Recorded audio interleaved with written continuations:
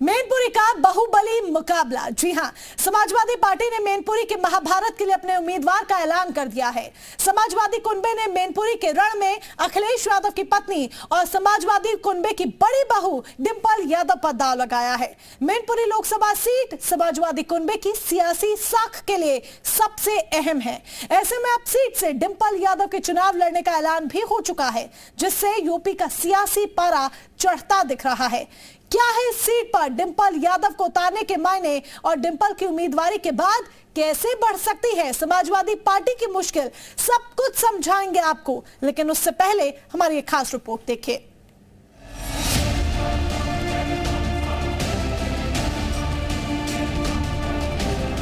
समाजवादी कुनबे के लिए मैनपुरी लोकसभा सीट कितनी अहम है, ये किसी को बताने की जरूरत नहीं है। सपा के संस्थापक मुलायम सिंह यादव के निधन के सियासी विरासत से जुड़ा ये जनाब फूल की खेती करके 1 एकड़ में 1 साल के 30 लाख तक कमा रहे हैं। आपको भी ये करना है तो फ्रीडम ऐप को अब भी डाउनलोड कीजिए। महाभारत का वो कुरुक्षेत्र है जिस पर जीत हासिल करना समाजवादी पार्टी के लिए हर हाल में जरूरी है। ऐसे में मुलायम सिंह यादव के निधन के बाद से इस बात को लेकर अटकलें लग रही थी कि इस सीट पर आखिर समाजवादी पार्टी किसे अपना उम्मीदवार घोषित करती है। शुरुआत में जो खबरें छनकर सामने आई उनसे यही लगा कि इस सीट पर सपा मुलायम के बड़े भाई रतन सिंह के पोते तेज प्रताप यादव पर दांव लगाएगी। लेकिन अब सपा की ओर से आधिकारिक तौर पर घोषणा कर दी गई है कि मैनपुरी सीट से समाजवादी परिवार की बड़ी बहू डिंपल यादव चुनाव मैदान में उतरेंगी, जो कि सपा अध्यक्ष अखिलेश यादव की पत्नी भी हैं। डिंपल की मैनपुरी चुनाव में एंट्री से उन तमाम कयासों पर विराम लग गया है जिसमें किसी दूसरे उम्मीदवार को उतारने की बात कही जा रही थी कि इस बार मैनपुरी से समाजवादी पार्टी आदरणीय डिंपल जी रिकॉर्ड मतों से वहां से जीतेंगे, क्योंकि कार्यकर्ताओं ने का भी यही मन था और पार्टी ने भी फैसला लिया है। तो इस बार मैनपुरी से एक इतिहास बनेगा। वहीं अब आपको डिंपल यादव के सियासी करियर की भी पूरी जानकारी देते हैं, जिससे आपको भी साफ होगा कि डिंपल यादव को चुनाव लड़ने का कितना अनुभव है। डिंपल यादव ने पहला लोकसभा उपचुनाव 2009 में फिरोजाबाद सीट से लड़ा था। हालांकि इस उपचुनाव में उन्हें कांग्रेस के राज बब्बर ने चुनाव हरा दिया था। साल 2012 में कन्नौज लोकसभा सीट पर डिंपल यादव ने उपचुनाव लड़ा। कन्नौज लोकसभा उपचुनाव में डिंपल यादव की निर्विरोध जीत हुई। 2014 लोकसभा चुनाव भी डिंपल यादव ने कन्नौज सीट से लड़ा और जीता। 2019 लोकसभा चुनाव में डिंपल यादव कन्नौज की सीट हार गई। बीजेपी के सुब्रत पाठक ने इस चुनाव में जीत दर्ज की।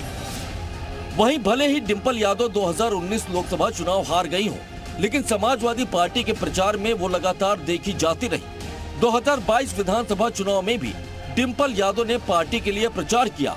खासतौर से डिंपल यादव ने सिराथू सीट से पल्लवी पटेल के चुनाव कैंपेन में हिस्सा लिया था, जहां पर उनके प्रचार की ताकत से पल्लवी पटेल ने डिप्टी सीएम केशव प्रसाद मौर्य को चुनाव में मात दे दी थी।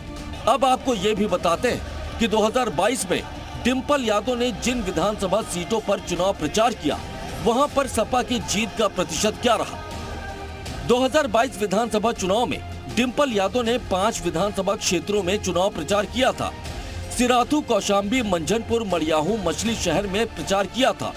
चुनाव प्रचार में डिंपल यादव का सक्सेस रेट 80% रहा। प्रचार वाली 5 सीटों में समाजवादी पार्टी ने 4 सीट पर जीत दर्ज की।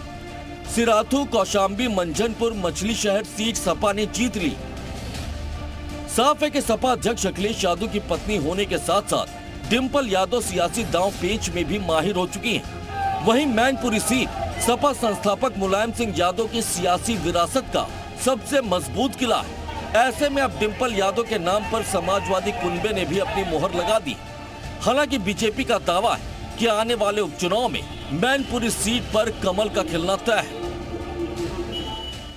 और अब जब मैनपुरी का उपचुनाव हो रहा है तो मुलायम सिंह जी की विरासत के नाम पर जिस प्रकार से श्रीमती डिंपल यादव जी को लाए हैं, तो उस पर मेरा इतना ही कथन है कि चूंकि अखिलेश जी के बेटा और बेटी एक ही उम्र चुनाव लड़ने लायक नहीं है, तो नहीं तो उनको लाते। समाजवादी पार्टी में कार्यकर्ता तो केवल जिंदाबाद मुर्दाबाद के नारे लगाने के लिए है। चुनाव तो केवल सैफई कुनबे के लोग ही लड़ेंगे। आजमगढ़ में भी पहले धर्मेंद्र यादव को चुनाव लड़ाया और अब मैनपुरी में डिंपल यादव का नाम घोषित किया है। मैनपुरी के महाभारत को समझने के लिए ये भी जरूरी है कि यहाँ के सियासी इतिहास को भी समझा जाए, जिससे आपको भी साफ होगा कि क्यों हम इस सीट को समाजवादी पार्टी का सबसे मजबूत गढ़ बता रहे हैं। दरअसल मैनपुरी लोकसभा सीट 1996 से समाजवादी पार्टी का मजबूत गढ़ रही है। 1996 से 2019 तक मुलायम कुल 5 बार लोकसभा सांसद चुने गए। 1998 और 1999 में मुलायम ने विरोधी बलराम यादव को चुनाव लड़वाया था। बलराम यादव को कांग्रेस से सपा में शामिल कराकर उन्होंने चुनाव लड़वाया था। चुनाव में बलराम सिंह यादव ने जीत दर्ज की थी। 2004 में मुलायम की जगह धर्मेंद्र यादव चुनाव जीते थे और सांसद बने थे। 2009 और 2014 में मुलायम सिंह यादव ने यहां से फिर जीत दर्ज की। 2019 में भी मुलायम सिंह यादव चुनाव जीतकर 5वीं बार सांसद बने।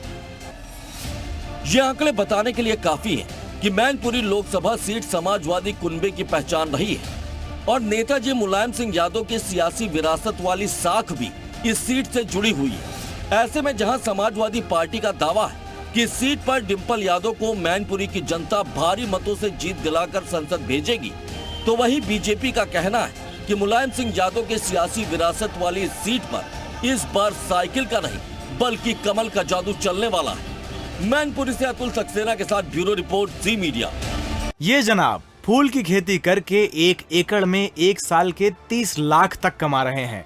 आपको भी ये करना है तो फ्रीडम ऐप को अब भी डाउनलोड कीजिए।